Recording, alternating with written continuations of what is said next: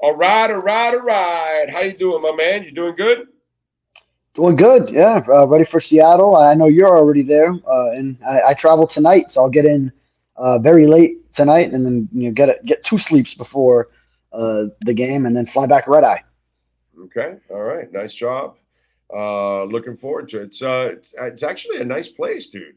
It's pretty. It's there's a lot of greenery and the mountains and all that kind of stuff. I haven't seen as much of the ugliness that the homelessness and all that. There's some, but I haven't really gone. Like today is the day where I'll really go around the city and check it out. But man, it's. Have you been here before? It'll be my first time going over there, so yeah, I'm excited about that. Like 2 years ago, San Francisco and LA, it was my first time at both of those when the Dolphins had that West Coast trip, the back to back over there. So before that, my farthest west I had ever gone was Vegas. So now I'm crossing off a lot of that West Coast once I get out there. Yeah, yeah. I'm gonna go see if I get a burger. I got NorCal's coming over, so and Sean's arrives later on tonight. So this will be a nice full day today. I thought it was interesting that Mike McDaniel says I don't coach quarterbacks to run into defenders, and the part that we're all wondering is, will Tua learn that, dude? Will Tua finally get it and figure out that he is not a football player? He's a passer, just like Montana and Marino and lots of those quarterbacks. Those guys weren't running. They weren't taking on tacklers. And that's the part that I'm dying to hear from him, that, brother, when are you going to end this? You know what I'm saying? Because that's been the detriment to your career. You don't know who you are. You don't understand the parameters you've got to play in. Yeah. If not from this one, then when? So I think Tua definitely needs to learn from this instance, and I think it was something that for the most part he knew because even when we would ask him this training camp, OTAs, everything else, whenever he would speak to us, I know it was a little bit fewer times than normally because he was dealing with that whole contract issue, and he wasn't too thrilled to go up and talk about it all the time. So we heard from him less. But I do recall once or twice at least hearing from him that he's using, because another big thing for his offseason was the how he slimmed down and how he will be more mobile, but that he was only going to use it in order to extend plays to remain a passer, not necessarily to be some kind of dual threat quarterback, something that he's not. So I feel like for the most part he understood it. I think this was just a case of heat of battle in the moment. He wants to make a play on fourth down. Not really certain where he is on the field because he doesn't usually scramble for first down, so he's usually throwing to the yard to gain than running for it. So maybe he was a little bit out of his element in that regard, not knowing exactly where he was. But yeah, and also if he slides now, maybe he starts to slide if he's being extremely cautious a little bit too early. So I could see from that Doesn't perspective how he matter. wants some. It I know. doesn't At the end of the day, you don't want matter. this what just happened, but yeah, Exactly. It does. so many different ways. He could have dove to the ground too and been much safer. his his his place where he has to stop is whatever defender's there, bro. Whatever defender's there, you slide right in front of him, and that's it. You don't take him on, bro. And if you get the first, you get the first. And if you don't, we're all going to understand because nobody wants to see you put shoulders into people. No, do you think Marino chased anybody that was intercepting him? Really? Do you think so? No, because Marino wasn't going to go tackle you.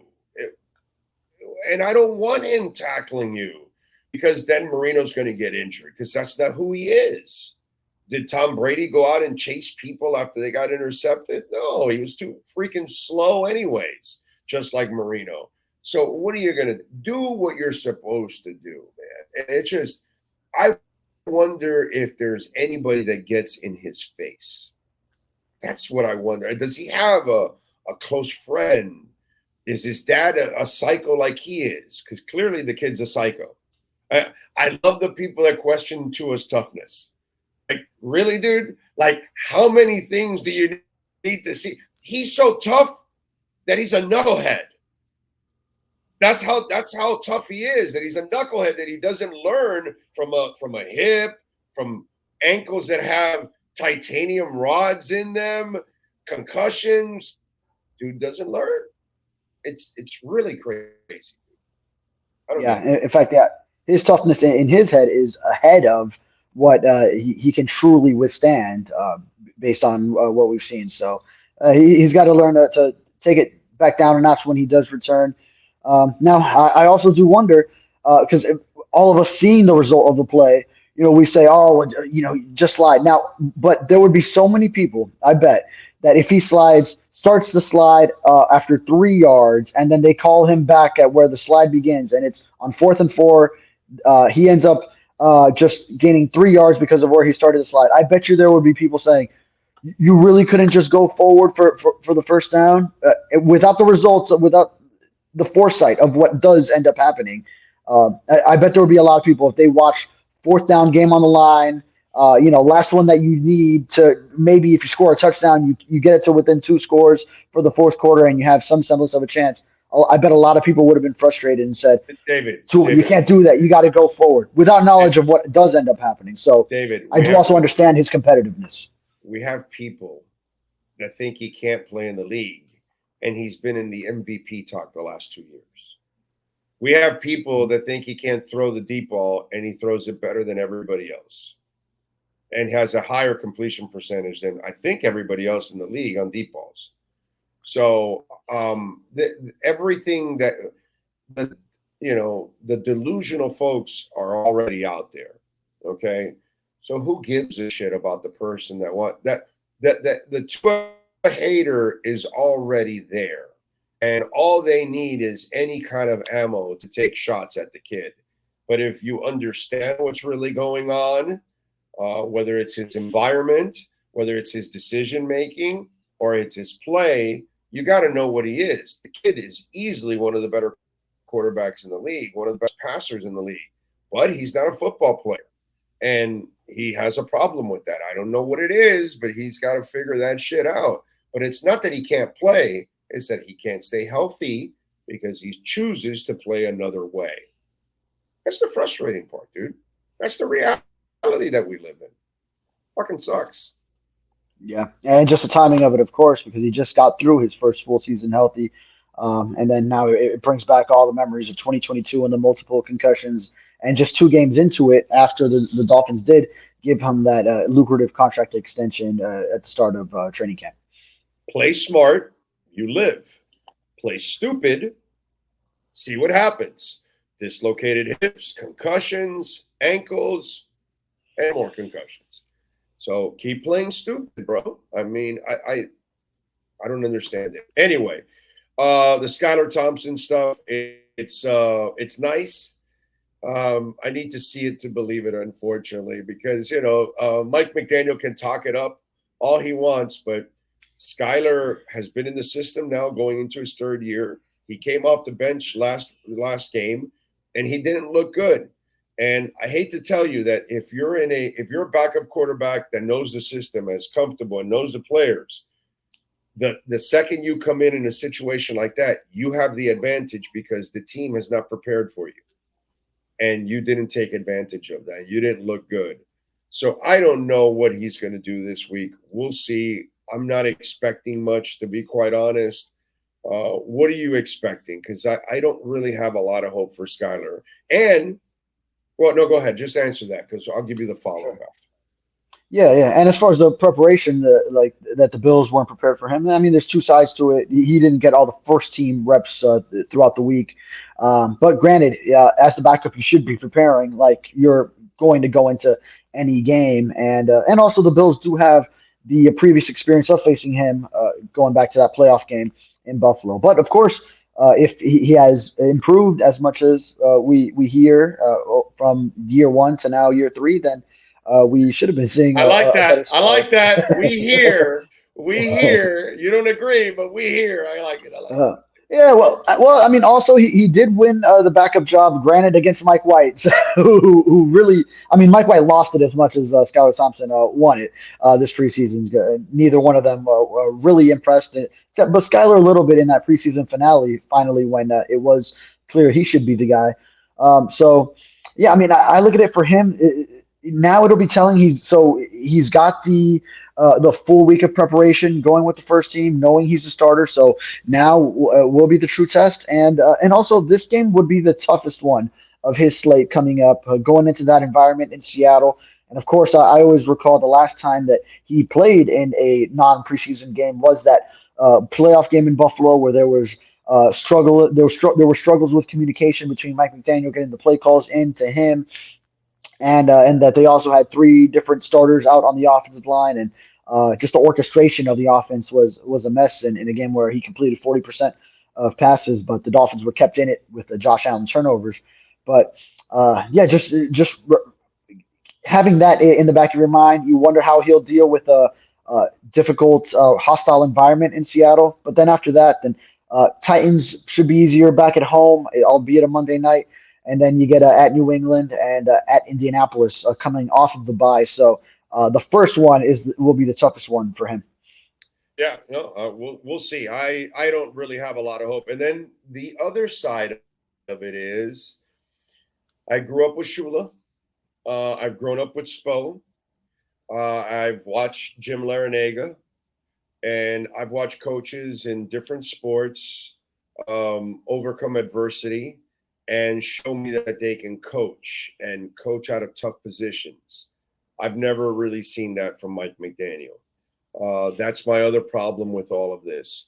I don't think Mike McDaniel with Tua is a very good game day coach. In fact, he put Tua in a terrible position in that game by using Grant Dubose and using Robbie Chosen is good enough to be used in a very important game in very important moments, but he's not good enough to be on the practice squad.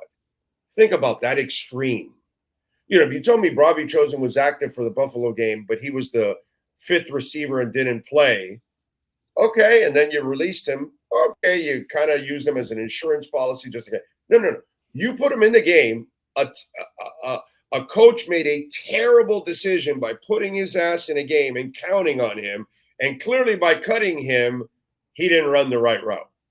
Clearly he didn't run the right route, okay? So it was like, yeah, enough of this guy.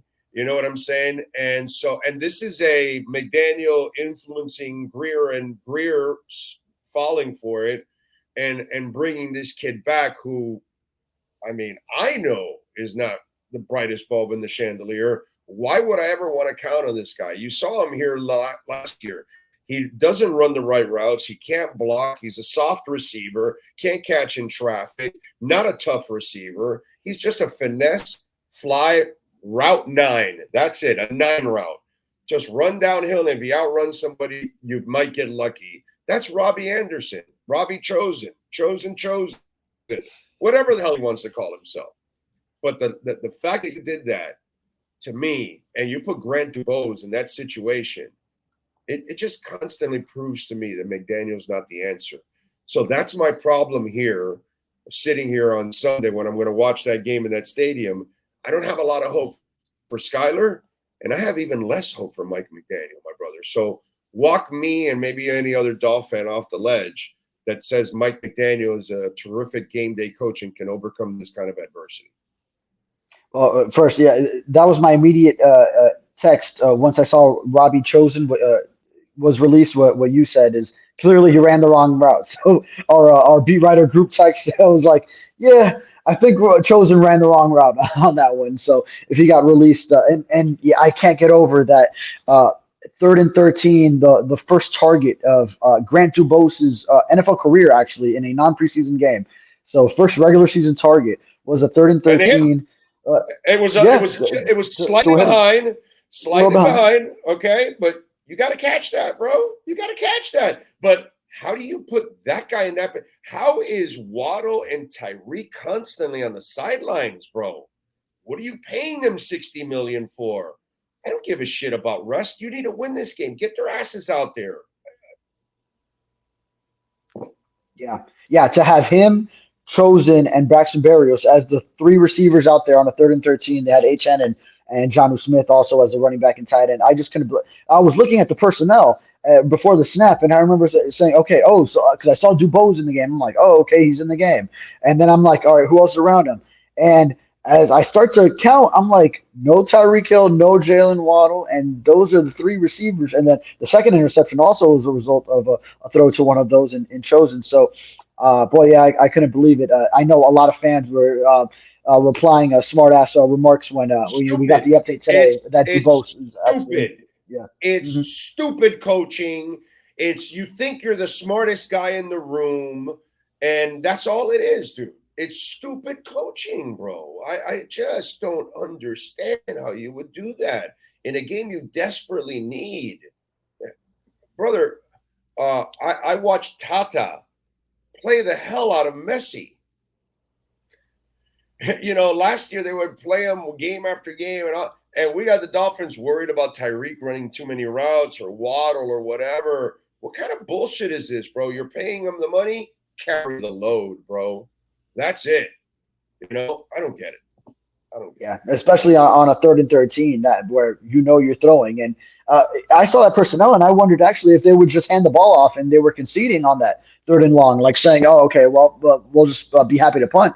And then I saw no, they're all running downfield routes, and Tua is throwing a pass, intended to pick up the first down, and he gets it to DeBose, albeit a little behind, but results in the interception. So I mean, I'm with you. That's why I asked that question to McDaniel after that game, because I couldn't believe that personnel was out there. And he did say they were trying to get Jalen Waddle in the game, but also it comes back to getting the play calls in, because he mentioned that they were running short on time too, so they had to just keep the personnel that they had sent out. So I think there was probably some He didn't tell you the truth. miscommunication. He didn't tell you the truth. He thought it was first down. No, well, I would hope not on a 3rd and 13. But as far as the greater question that you're asking, McDaniel and coaching and the big games and managing these games, then yes, that is something that he still has to prove. So is he a smart guy that I believe could turn it around? Smart. Yes, Smart. but yeah, absolutely. So, but I think he's got to go through this. I mean, he went through it last year. He's been through it with that 5-game losing streak his first year as a head coach. But you start to run out of time where it's still acceptable. At some point you got to turn that around. It's year You understand three. it when you're a young coach, right? It's year 3. You're still making the mistakes. You're still getting the penalties. You're still having trouble getting into plays all on time. By the way, it still happens, or going up. Like Apparently happened on that play. It just continues, and there is no improvement. And I love the front office, but I think the front office screwed themselves with this hire. Unfortunately, he's a play designer, dude. He's not even an offensive coordinator. He's not a good offensive coordinator. Well, this stretch right now will be the test for him as an offensive mind. So you're down to your backup quarterback. Head coach. Yeah, as a head coach that leads this offensive play caller. All right, so now you have talent on this offense. Make something happen. Put Tyreek and Jalen Waddle in the right positions. Put Achane, who has been put in tremendous positions as well, and has produced these first 2 games. Granted, with a lot of workload on him, that maybe you don't want to see that much of a workload, especially another week where you might not have Raheem Mostert. But get these playmakers the ball and get Skyler Thompson prepared to be that similar point guard that Tua can be, especially 3 years in the same system with the same head coach, the same offensive coordinator, same quarterbacks coach. So winning this backup job, not pursuing another backup, then for all intents and purposes, this guy should be ready to come into this moment.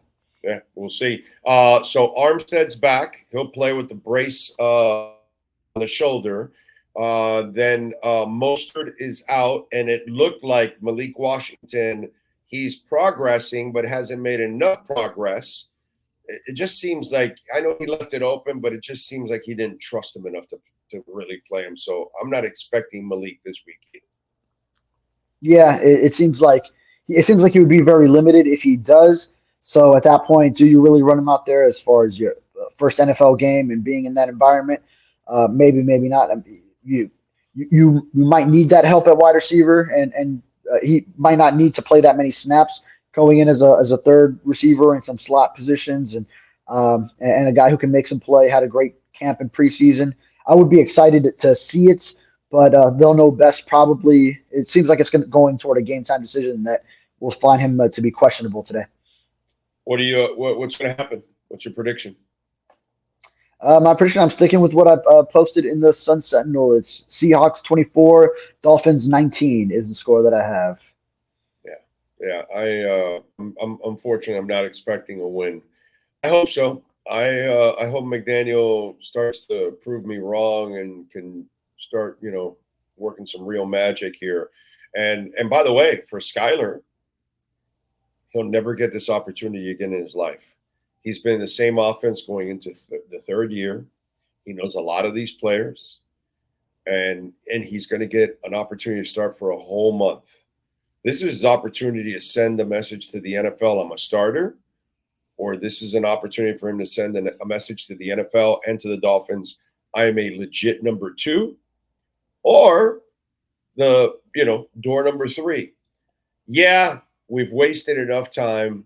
He's not the guy. We need to move on, and we're cutting him at the end. Right, and in that door 3 scenario, possibly Tyler Huntley comes from behind and takes the job from him while Tua is in this IR window. So I would definitely see it as, all right, even if he has a rough game in Seattle, you want to give him the home start week 4 Monday night. But if then he's still struggling then, and Tyler Huntley has picked up the offense well, then maybe you do make the move for Huntley. You don't think so? No, I don't think Tyler Huntley can play in this offense. I think Tyler Huntley was brought in to be a wildcat. And so I think he's going to – packages. Yes, packages. That's what – he can't play in this offense. He doesn't have he can't throw that way. He doesn't have timing. He doesn't have accuracy for that kind of stuff. He's one of those athletic guys. So what they're going to do is I think it's his show this week, Skyler. But if he struggles – then there'll be packages implemented next week, starting with Snoop, or maybe they have one for this week as desperation if they need something in the red zone for a touchdown. And if Skyler's struggling, then they'll use kind of a thing where he'll roll to one way or the other, and he'll have half the field to pick. Either he runs or he has a high-low. That's kind of what they'll do. The stuff like that is what they'll do. Yeah. Snoop Huntley can't play in this offense. So he was brought here to be more of a wildcat because they looked around and said, well, we really don't have anybody. So let's just have Skyler, and then he can be the wildcat guy so we can kind of mix and match. That's just me.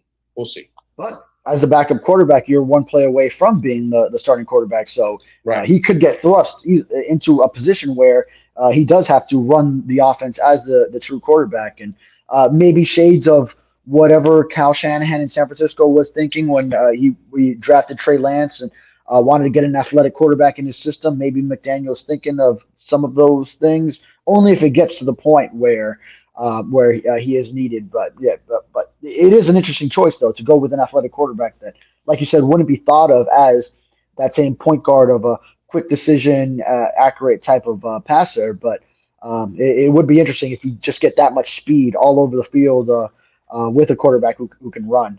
It's like they say, Pro Bowl quarterback Snoop Huntley. I'm like, Pro Bowl, but he's on the practice squad. That's special. You know what I'm saying? Yeah, so, right. Pro Bowler So the Dolphins have 2 Pro Bowl quarterbacks on the roster and 3 with starting playoff experience, if you go by the book. Tyler Huntley started a playoff game the same day as Skyler Thompson did, and then Tua, of course, last year. Tua and Tyler Huntley with Pro Bowls to their credit. But I see this week as open up the playbook. Any trick plays that you have, bust them out. Let's see them. Get creative. Definitely. I'm with you there. All right, follow him on Twitter at David Furones _. Better yet, subscribe to the Sun Sentinel and support the man there. David, have a safe travel, my friend. Hope to see you up here. Yes, sir. Thank you. See you over there. Got it. There you go. David Furones. Reach out to our friends at Welt Rheaume 954-966-4646. Listen, if you've got some issues, storm, water damage, pipe breaks, bankruptcy, criminal defense, call my guys. Jeff Welt and Daniel Rheaume. 954-966-4646. The consultation's completely free. All right, so you could just ask and see if you have a case, and then you can find out. Welt and Rheaume.